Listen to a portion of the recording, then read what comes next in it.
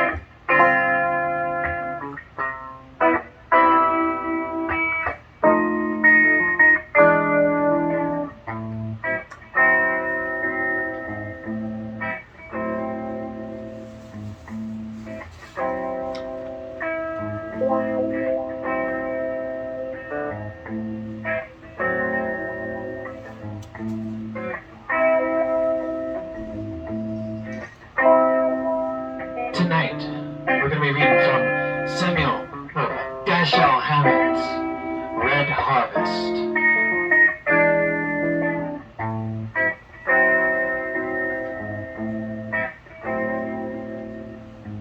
Playing an original tune for you.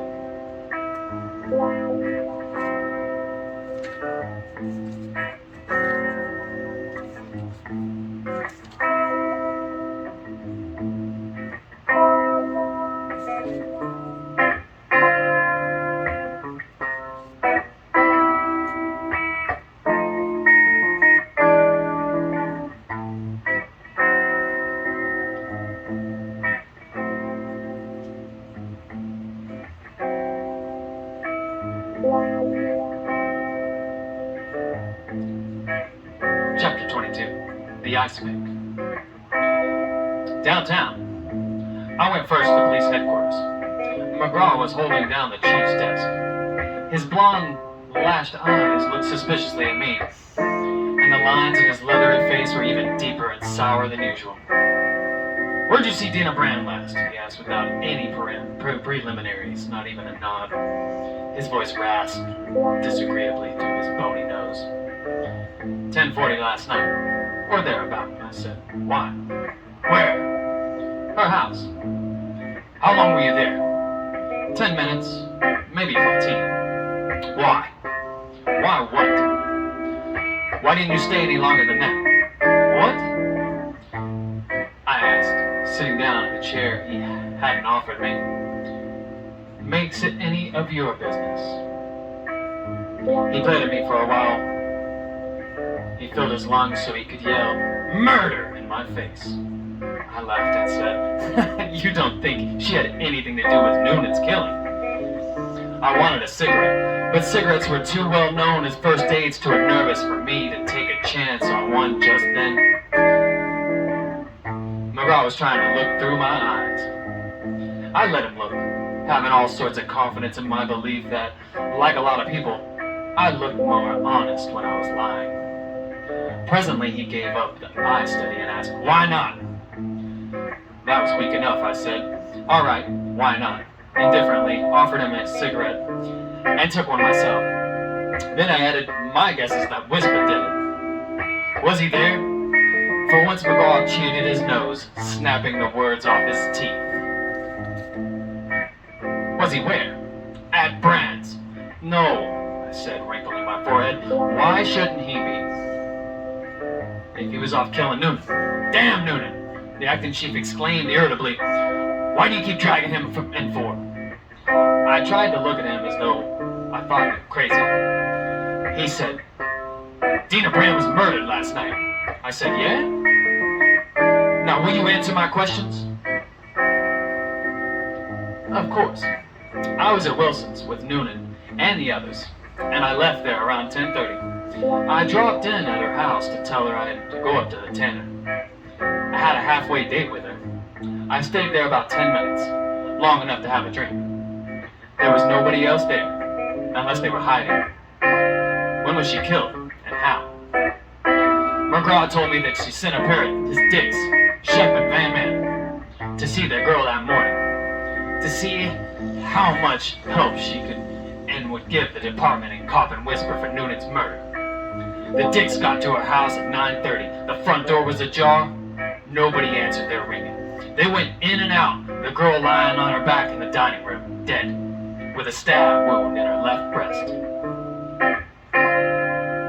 The doctor who examined the body said she had been killed by a slender, round, pointed blade about 6 inches in length at about 3 o'clock in the morning. Bureaus, closets, trunks, and so on had apparently been skillfully and thoroughly ransacked. There was no money in the girl's handbag or elsewhere in the house.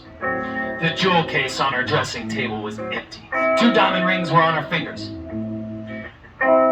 The police hadn't found the weapon with which she had been stabbed. The fingerprint experts hadn't turned up anything they could use. Neither doors nor windows seemed to have been forced. The kitchen showed that the girl had been drinking with a guest or guests.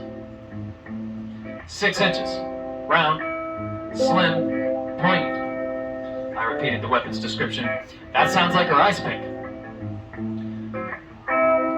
McGraw reached for the phone and told somebody to send Shep and Van in. Shep was a stoop-shouldered, tall man whose face, wide mouth, had a grimly honest look that probably came from his teeth. The other detective was short, stocky, purplish veins in his nose and hardly any neck. McGraw introduced us and asked them about the ice pick. They had not seen it. They were positive it hadn't been there. They wouldn't have overlooked an article of its sort. "Was it there last night?" McGraw asked me. I stood beside her while she chipped off pieces of ice with it. I described it. McGraw told the dicks to search her house again and then to try and find the pick in the vicinity of the house. "You knew her," he said when Shep and Van Am had gone. "What's your slant on it?" "Too new for me to have one." I dodged the question. "Give me an hour or 2 to think it over. What do you think?" He fell back into sourness, growling, "How the hell do I know?" But the fact that he let me go without asking me any more questions told me he had already made up his mind that Whisper had killed the girl. I wondered if the little gambler had done it, or if this was another one of the wrong raps that Poisonville police chiefs likes to hang on him. It didn't seem to make much difference now. It was a cinch he had, personally or by deputy. Put Noonan out, and they could only hang him once.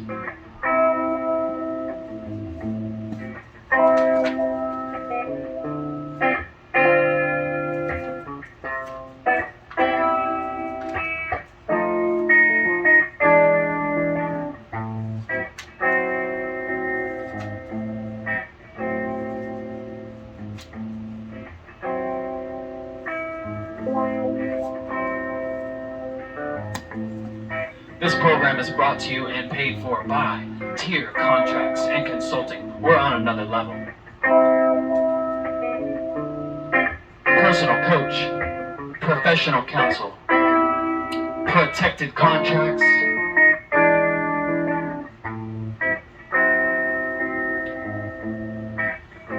Good friend of mine, Tier. God, what a businessman. This guy great. Right, guys. I'm gonna play a little bit more for you and come back to the story.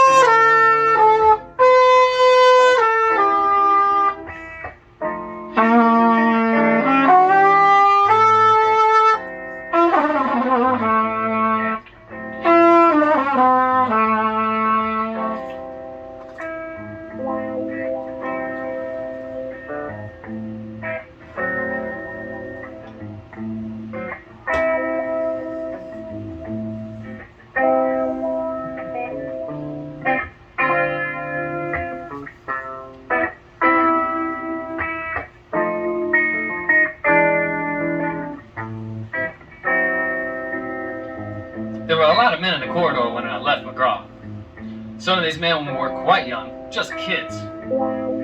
Quite a few were foreigners. Most of them were every bit as tough looking as men should be.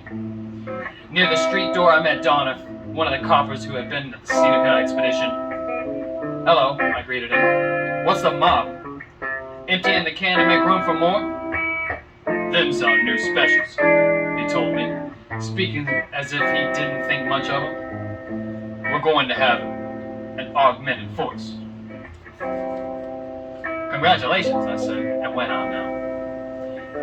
In his pool room I found Pete Murray, sitting at the desk behind the cigar counter, talking to 3 men. I sat down on the other side of the room and watched 2 kids knock balls around. In a few minutes, the lucky proprietor came over to me. "If you see Reno sometime," I told him, "you might let him know that Pete the Finn having a mob swarm in special coppers." "I might," Murray agreed. Mickey Lynham was sitting in the lobby when I got back to my hotel. He followed me up to my room and reported, "You Dan Wolf pulled a sneak from the hospital somewhere after midnight last night. The Crokers are kind of steamed up about it. Seems they were figuring on pulling a lot of pieces of bone out of his brain this morning. But him and his duds were gone. We haven't got a line on Whisper yet. Dick's out now trying to place Bill Quinn. What's what on his girl carvings? Dick's telling me you got it before the coppers." The telephone bell rang. A man's voice, carefully erotical, spoke my name with a question mark after. I said, "Yeah." "This is Mr. Charles Proctor Dawn speaking. I think you will find it well worth your while to appear in my office at your earliest convenience." "Will I? Who are you?" "Mr. Charles Proctor Dawn, attorney at law.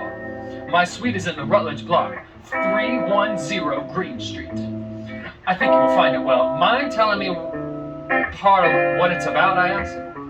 "There are affairs best not discussed over the phone. I think you will find..." "All right," I interrupted him again. "I'll be around to see you this afternoon if I get a chance." You will find it very, very advisable, he assured me. I hung up on that. Mickey said, you were going to give me that what's on the brand slaughter. I said, I wasn't. I started to say it ought to be hard to trace Rolf, running around the fractured skull and probably a lot of bandages.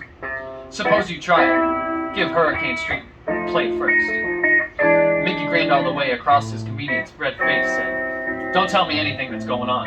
I'm only working with you. Picked up his hat and left. I spread myself on the bed, smoked a cigarette end to end, and thought about last night. My frame of mind, my passing out, my dreams, and the situation into which I woke. The thinking was unpleasant enough to make me glad when it was interrupted. Fingernails scratched the outside of my door. I opened up the door. The man who stood there was a stranger to me. He was young, thin, gaudily dressed. He had heavy elbows and a small mustache that were coal black against a very pale, nervous, but not timid face. I'm Ted Bright, he said, holding out a hand as if I were glad to meet him. I guess you've heard Whisper talk about me. I gave him my hand, let him in, closed the door, and asked, you're a friend of Whisper's? You bet. He held up two thin fingers pressed tightly together, just like that, me and him. I didn't say anything. He looked around the room, smiled nervously, crossed to the open bathroom door, peeped in, came back to me, rubbed his lips and with his tongue, and made his proposition. I'll knock him off for you for $5,000. Whisper? Yep, and it's dirt cheap. Why do I want him killed? I asked. He unwomaned you, didn't he? Yeah. You ain't that dumb. A notion stirred in my noodle. To give it time to crawl around, I said, sit down. This needs talking over. It don't need nothing, he said, looking at me sharply, not moving toward either chair. You either want him knocked off or you don't. Then I don't. He said something I didn't catch, down in his throat, and turned to the door. I got between him and it. He stopped, his eyes fidgeting. I said, so Whisper's dead. He stepped back and put a hand behind him. I poked his jaw, leaning my 190 pounds on the poke. He got his legs crossed and went down.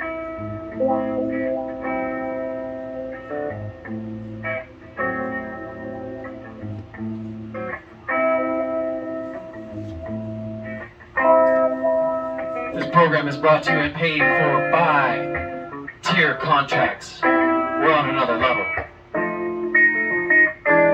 Personal coach, professional counsel, protected contracts.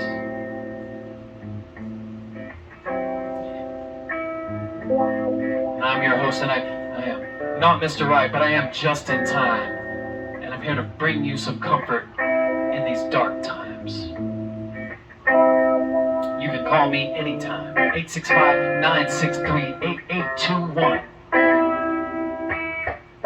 Help me help you find some peace and a place in this world.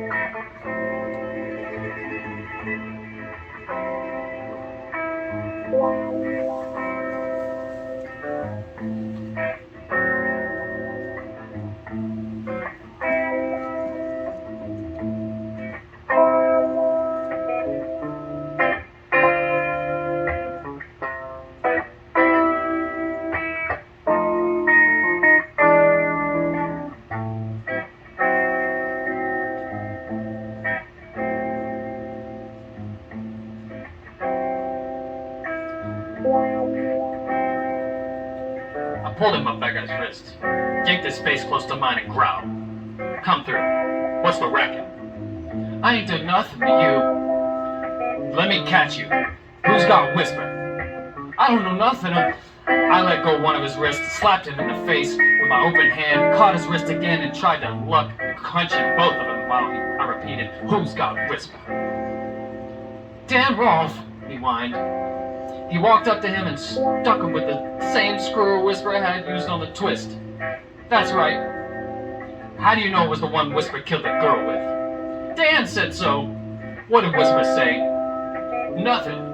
He looked funny as hell, standing there with the butt of the sticker sticking out of his side. Then he flashes the rod and puts 2 pills in Dan just like one. The both of them go down together, cracking heads. Dan's all bloody through the bandages. And then what? Then nothing. I roll him over and there's a pair of stiffs. Every word I'm telling you is gospel. Who else was there? Nobody else. Whisper was hiding out, with only me to go between him and the mob. He killed Noonan himself, and he didn't want to have to trust nobody for a couple of days, until he could see what was what, expecting me. So you, being a smart boy, thought you could run around to his enemies and pick up a little dough for killing him after he's dead? I was clean, and this won't be no place for Whisper's pals when word gets out he was croaked. Right whined. I had to raise it to get away. How'd you make out so far? I got a century from Pete and a century and a half from Peake and Murray for Reno, with more promise from both when I turned the trick. The whine changed into boasting as he talked. I bet you I could get McGraw to come across too. And I thought you'd kick in with something. They must be high in the air to toss dough at a woozy racket like that. I don't know, he said superiorly. It ain't such a lousy one at that. He became humble again. Give me a chance, Chief. Don't gum it on me. I'll give you $50 now and I'll split a whatever I get from McGraw if you keep your clam shut till I can put it over and grab a rattler. Nobody but you knows where Whisper is. Nobody else, except Dan. That's as dead as he is. Where are they? The old Redmond warehouse down on Porter Street. In the back, upstairs, Whisper had a room fixed up with a bed, stove, and some grub. Give me a chance, $50 now, and I cut on the rest. I let go of his arms and said, I don't want the dough, but go ahead. I'll lay off for a couple of hours, that ought to be long enough. Thanks, Chief, thanks. And he hurried away from me. I put on my coat and hat and went out, found Green Street and the Rutledge Block. It was a wooden building a long while past any prime it might have ever had. Mr. Charles Proctor Dawn established was on the 2nd floor. There was no elevator. I climbed a warm and rickety flight of wooden steps. The lawyer had 2 rooms, both dingy, smelly, and poorly lit. I waited in an outer one with the clerk, who went well with the rooms, carried my name into the lawyer. Half a minute later, the clerk opened the door and beckoned me in. Mr. Charles Proctor Dawn was a little fat man of 50-something. He had prying triangular eyes of a very light color, a short fleshy nose, and a fleshier mouth whose greediness was only partly hidden between a ragged gray mustache and a ragged gray Van Dyke beard. His clothes were dark and unclean, looking without actually being dirty. He didn't get up from his desk, and throughout my visit he kept his right hand on the edge of the desk drawer that was some 6 inches open. He said, my dear sir, I'm completely gratified to find that you had a good judgment to recognize the value of my counsel. His voice was even more oratical than it had been over the wire. I didn't say anything. Nodding his whiskers at me, not saying anything was another exhibition of good judgment, he continued. I must say, in all justice, that you will find an invariable part of sound judgment to follow the dictates of my counsel in all cases. I may say this, my dear sir, without false modesty, appreciating with both fitting humility and deep sense of true and lasting values my responsibilities as well as my prerogatives as a... And why should I stoop to conceal the fact that there are those who feel justified in preferring to substitute the definite article for the indefinite. Recognized and accepted a leader of the bar in this thriving state. He knew a lot of sentences like those, and he didn't mind using them on me. Finally, he got along to it. Thus, that conduct with a minor practitioner might seem irregular becomes when he who exercises and occupies such indisputable prominence in his community. And, I might say, not merely the immediate community, as serves to place him above fear of reproach, simply that greater ethic which scorns the prettier conventionalities when confronted with an opportunity to serve mankind through one of its individual representatives. Therefore, my dear sir, I have not hesitated to brush aside scornfully all trivial considerations of accepted precedent, to summon you, to say to you frankly and candidly, my dear sir, that your interest will be best served by and through retaining me as your legal representative. I asked, what it'll it cost? That, he said loftily, is of but secondary importance. However, it is a detail which has its deserved place in our relationship, and must not be overlooked or neglected. We shall say $1,000 now. Later, no doubt, he ruffled his whiskers and didn't finish the sentence. I said I had, of course, that much money on me. Naturally, my dear sir, naturally. But that is of not the least importance in any degree, none whatever. Any time will do for that, any time up to the 10 o'clock tomorrow morning. At 10 tomorrow, I agree. Now I'd like to show you why I'm supposed to need legal representation. He made an indignant face. My dear sir, this is no matter for jesting. Of that I assure you. I explained that I hadn't been joking, that I really was puzzled. He cleared his throat, frowned more or less importantly, said, it may well be, my dear sir, that you do not fully comprehend the peril that surrounds you, but it is indubitably preposterous that you should expect me to suppose that you are without any inkling of the difficulties. The legal difficulties, my sir, with which you are about to be confronted, growing as they do out of occurrences that took place at no more remote time than last night, my dear sir, last night. However, there is no time to go on into that. I have a pressing appointment with Judge Levin. On the morrow, I shall be glad to go more thoroughly into each least ramification of the situation, and I assure you, they are many with you. I shall expect you at 10 tomorrow morning. I promised to be there and went out. I spent the evening in my room drinking unpleasant whiskey, thinking unpleasant thoughts, and waiting for reports that didn't come from Mickey and Dick. I went to sleep at midnight. Now, my friends, ends the chapter of The Ice Pick, the book Red Harvest. We're reading from Dashiell Hammett's Red Harvest. What an incredible writer from another time. Speaking of which, I'm not Mr. Right, but I am just in time, and I'm here to bring you some comfort in these dark times. The sun's rising. It's wonderful. There's always a light coming up for you guys. You can call me anytime. You can help me help you.